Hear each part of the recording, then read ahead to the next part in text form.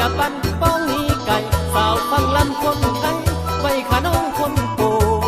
โซมาเต้นน้ำกันสาก้อนแอวอ่อนๆหน้าตะวันยิ่งส่งมาเอาบ่ลาเป็นไทยยาคุณเฮือนพอเท่าคงดีใจใจลูกเคยนักทองถ้าสองเฮาเข้าใจกันดีขายเข้าปีนี้สิไปขอแต่งดองคันบอกเกิดในอาชีพนักทองถ้ายังบอกเกิดในอาชีพนักทองไอ้สิพาเนื้อทองไปขายหน้าหมู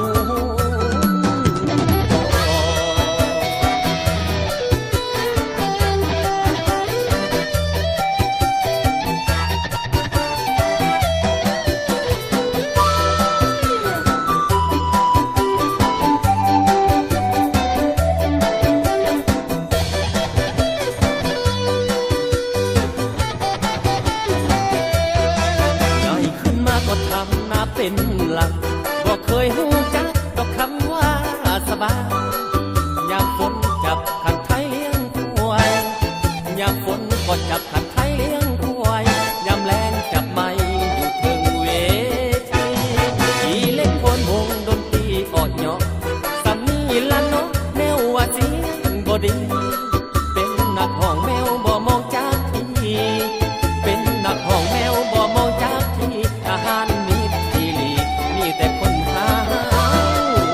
นอนอดฟังก่อนเด้อพี่น้องอย่าปั่นป้องนี้ไก่สาวฟังลำคนไทยไว้ขาน้องคนโกโซมาเต้นน้ำกันสาก้อนแอวอ่อนๆหน้าตะวันยิ่งส่งมาเอาบ่ลาเป็นไทยยาคุณเฮือนพอเท่าคงดีใจใจลูกเคยนักทองเข้าใจกันดีขายเข้าปีนี้สิไปขอแต่งดองกันบอกเกิดในอาชีพนักทองถ้ายังบอกเกิดในอาชีพนักทองไอ้สิพาเนื้อทองไปขายหน้าหมู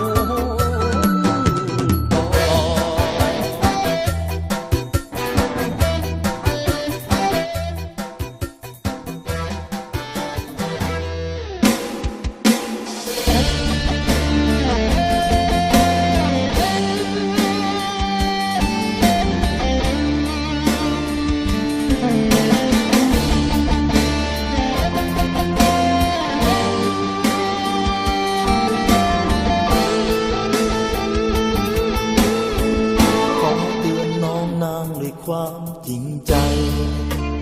ว่าอย่าไปหาใครอย่าไปหาคนมีเมียเขาเพียงหลอกใสหาไปก็มีแต่เสียหากับคนมีเมียเขาว่าเป็นเมียน้องขอบอกน้องนางเขาหวังล่วงเกินหวังแต่เพียงเอาเงินมาแลกกับห่วงด่างทองห่วงสุขสั่วพาของคนที่เป็นเมียน้องคอยให้เขาจอบลอยเมียใหญ่ออกมาเศร้าสาคนดีเศร้าเป็นโตซ้ำหองที่หนึ่งที่สองมันบ่ดีดอกลาสังคมปนาหักไผญาติหัวเข้ามาเศร้าเสดออ้ายว่ามาอยู่บ้านนาเฮาขอเตือนน้องนางด้วยความหวังดีต่อไปคงบ่มีไผอยากเป็นของเก่าอ้อมแขนสองข้างอ้ายรอถ้าเจ้าเศร้าเป็นเมียน้อยเขามาเอากับอ้ายเถิดนา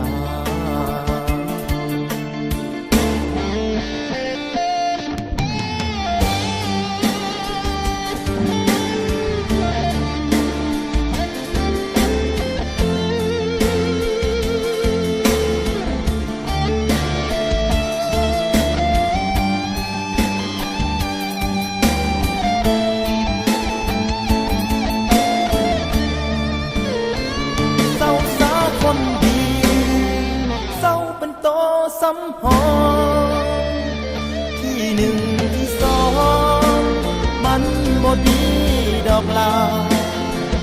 สังคมปนาหากไผญาติหัวเข้ามาเศร้าเสะเดินอายว่ามาอยู่บ้านนาเฮาขอเตือนน้องนางด้วยความหวังดีต่อไปคงบ่มีไผอยากเป็นของ